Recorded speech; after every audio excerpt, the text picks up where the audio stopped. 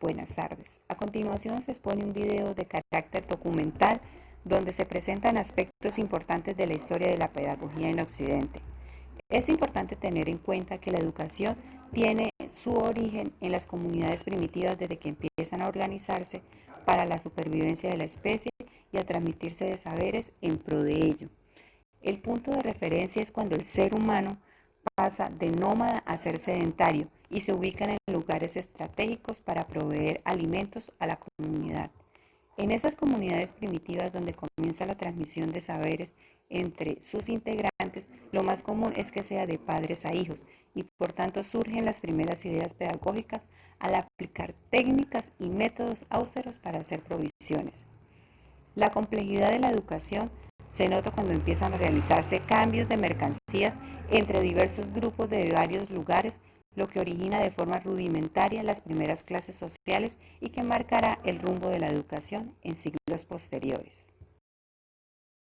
En primer lugar está Grecia, que parte el pensamiento occidental con Sócrates, Platón y Aristóteles. El objetivo griego era alcanzar la perfección con la enseñanza de disciplinas como la música, la poesía, la estética, la literatura, la gimnasia y la filosofía. Los griegos son los creadores de la primera tentativa de la utilización de la razón para solucionar los problemas a la educación del hombre. El individuo es educado por y para el Estado. El objetivo griego era alcanzar la perfección con la enseñanza de varias disciplinas tales como la música, la estética, la poesía, la literatura, la gimnasia y la filosofía. En un segundo lugar está la antigua Roma. Allí se dio origen a la lengua latina, la literatura clásica, la ingeniería, el derecho, la administración, la arquitectura y la organización del gobierno político. Atribuye el interés a la familia. Una característica importante es su practicidad, la inmediata y constante conexión con la vida diaria y sus necesidades. En esta época es donde se establece el papel del maestro-alumno, con Marco Fabio Quintiliano, 2595.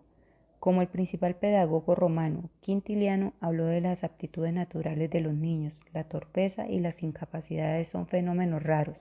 Considera que el fin de la educación es la formación del orador.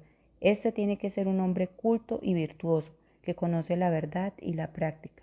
Sostiene que la educación debe de empezar antes de los 7 años, a fin de aprovechar la memoria infantil y prefiere la enseñanza colectiva a la individual.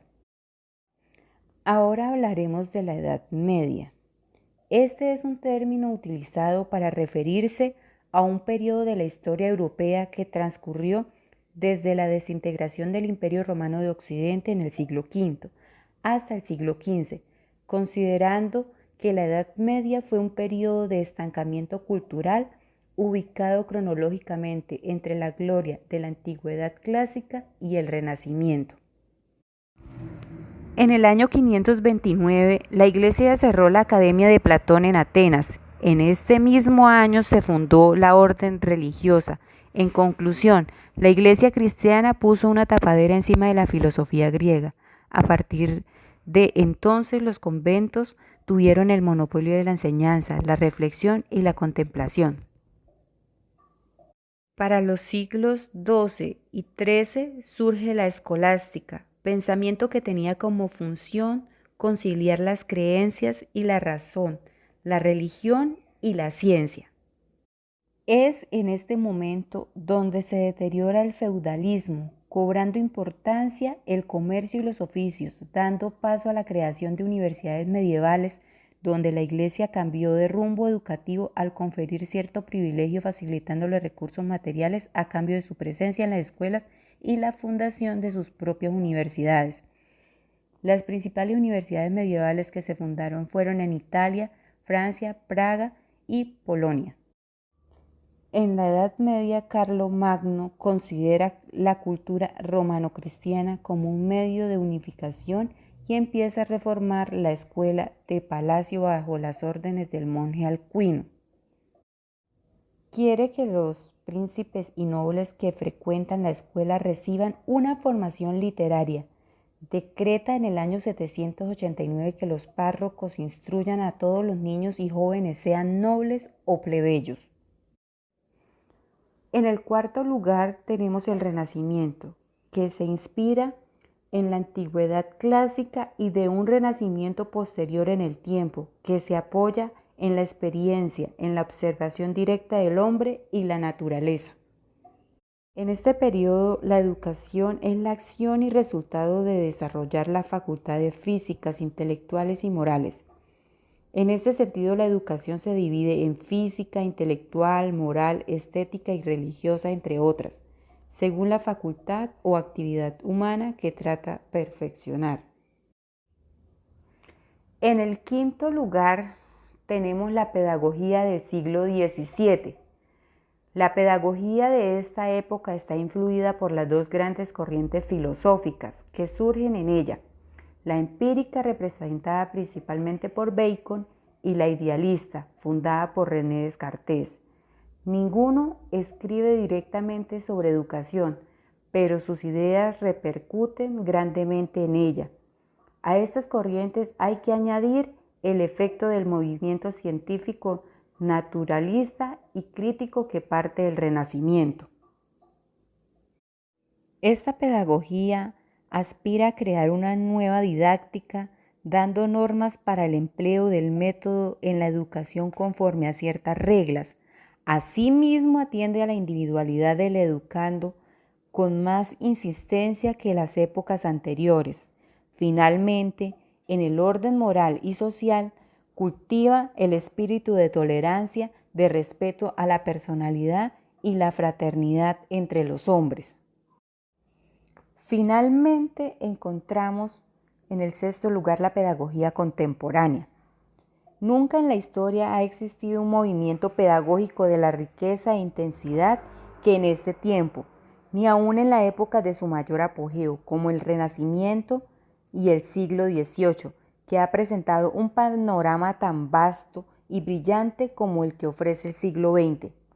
Las corrientes pedagógicas se suceden unas a otras. Sus publicaciones se multiplican de un modo asombroso. Ello es debido a varias causas, en parte al resurgimiento en la época actual de los estudios filosóficos y psicológicos, de que se nutre en gran medida la pedagogía, en parte también al desarrollo que ha alcanzado esta por su propio impulso, condensando los esfuerzos de siglos anteriores, y finalmente a la atención que se presta cada vez más a los problemas de la educación.